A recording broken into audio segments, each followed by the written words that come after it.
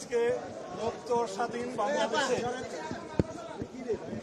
আমি প্রায় 9 বছরের বেশি সময় নির্বাসন থেকে আপনাদের মাঝে আসতে পেরে মহান আল্লাহ দরবারে শুকরিয়া আদায় করছি।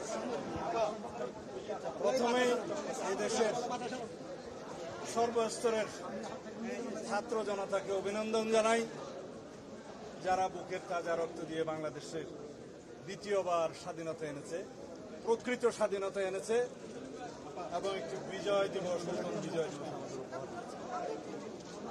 এই স্বাধীনতাকে, এই বিজয় দিবসকে আমাদের অর্থবহ করতে হবে।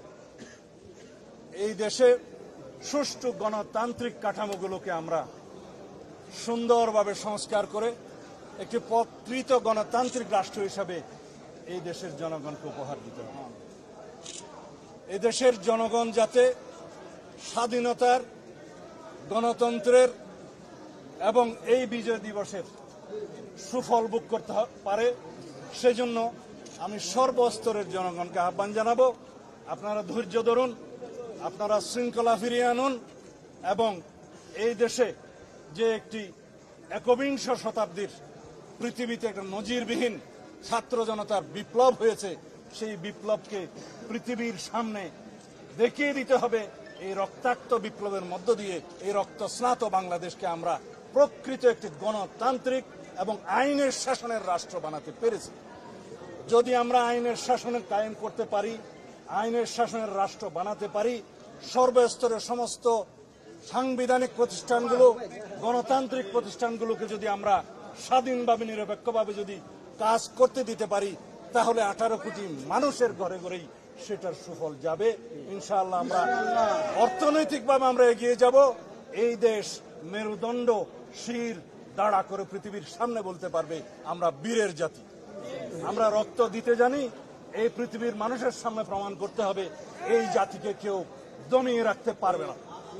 আমরা বহিঃশত্রুর আক্রমণ থেকে এই দেশকে রক্ষা করব ইনশাআল্লাহ। আভ্যন্তরীণ ষড়যন্ত্রকারীদের কাছ থেকে যাতে এই রাষ্ট্র হেফাজত থাকে, সেজন্য আমাদের সতর্ক থাকতে হবে।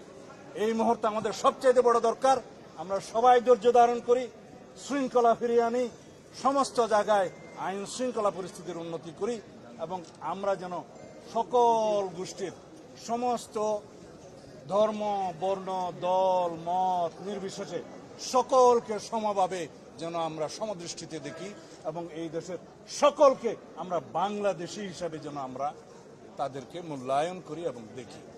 এখানে আমরা সবাই যে ধর্মেরই হোক, যে গোত্রেরই হোক, যে বর্ণেরই হোক, আমরা সবাই স্বাধীন সার্বভৌম বাংলাদেশের সমান নাগরিক।